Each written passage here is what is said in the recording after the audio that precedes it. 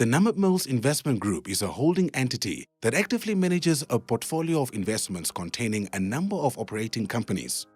It is mainly active in the following sectors: wheat, maize and mahangu milling, pasta, rice, sugar, animal feed, and poultry production and packaging. The company traces its roots back to 1981, when the first small greenfields maize mill opened in Windhoek. The pasta plant was first launched in 2001 and a second facility commissioned in 2011 with technology from Pavan in Italy.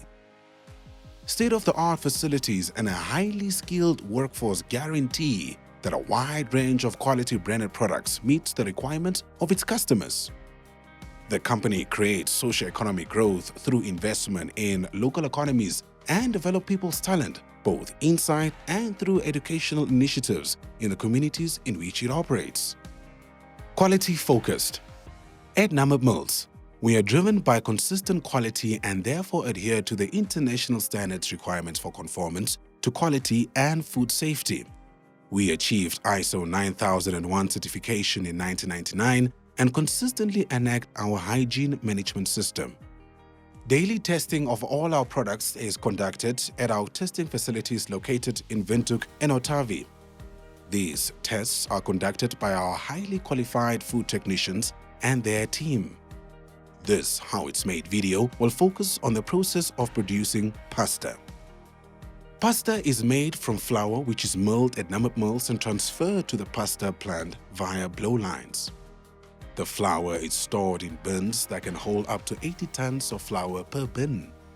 The flour is then transferred via a blow line to holding bins which have a capacity of 7 tons per bin.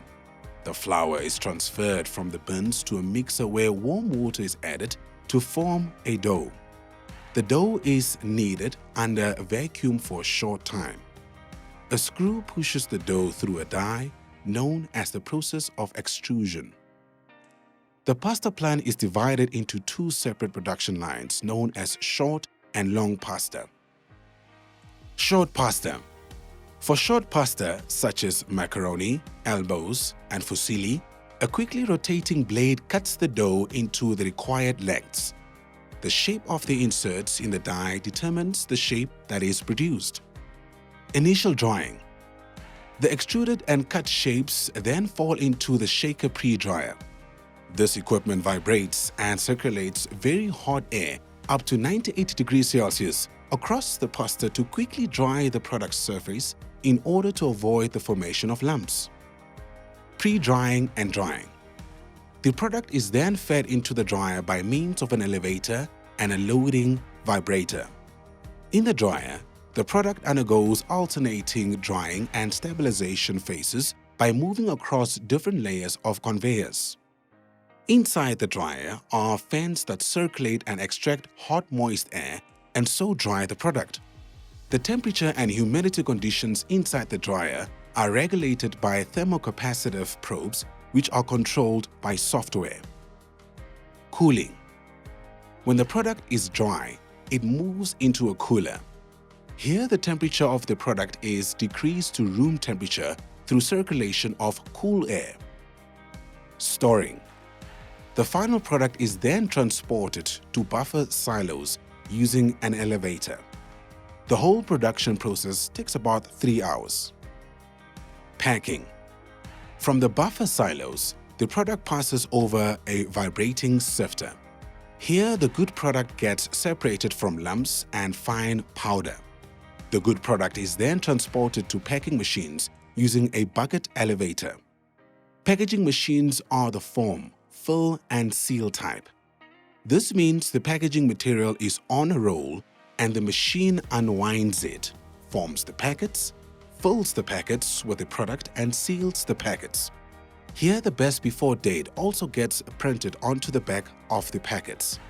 Packets then pass through a metal detector onto conveyor belts and are on their way to an automatic bundling machine. The bundling machine stacks the packets into pre-programmed specific bundles and covers them with shrink plastic. The bundles then pass through an oven. The outer plastic shrinks to secure the bundle. The bundles of the finished product are packed on a pallet in a specific pattern. The pallet is weighed, wrapped, and identification labels are stuck on. Now the pallet is transferred to the warehouse for storage and distribution. Long pasta. The preparation of the dough for long pasta, such as spaghetti and tagliatelle, is the same as for short pasta. Extrusion and cutting. The extruded dough for long pasta is spread over a stick and the strands are cut by a long helix blade.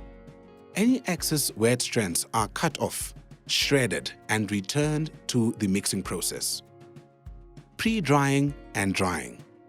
The sticks carrying the long pasta strands move into the pre-drying phase where very hot air, up to 81 degrees Celsius, gets circulated across the pasta to quickly dry the product surface. Just like with short pasta, there are strong fans inside the dryer to circulate and extract hot and moist air and dry the pasta. Cooling and loosening. Just like short pasta, the long pasta moves to a cooler after being dried. Here, the temperature of the product is decreased to room temperature through circulation of cool air. Then, the production line has a small buffer storage where full dried sticks can accumulate for about 20 minutes before moving on to the next stage. The next stage ensures the strands of dried pasta are loosened from the stick and each other by moving across a row of separator rods. Cutting. Long pasta needs to be cut to the right length after it is dried. For this, the full sticks are laid horizontally and the stick is removed, leaving behind a row of stiff pasta strands on a conveyor. These are then transported past very quickly rotating cutting discs.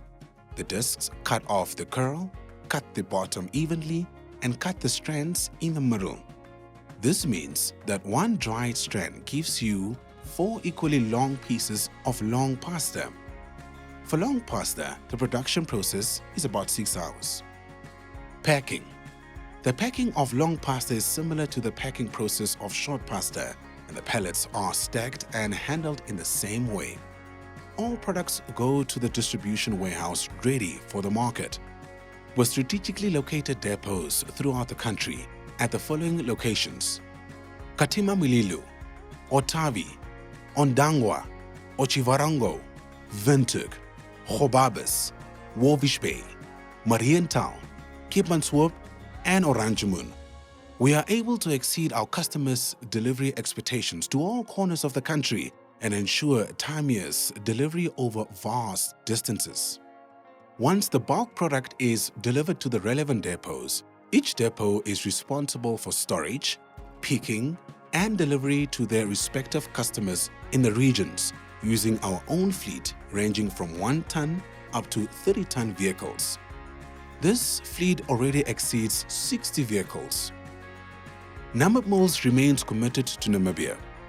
It's important for us to not only focus on our strategic pillars of producing great quality products and services, remaining responsible to our environment, pioneering in our operational processes, and maintaining and attracting a high-quality workforce, but also to live in accordance with our brand promise of feeding the nation.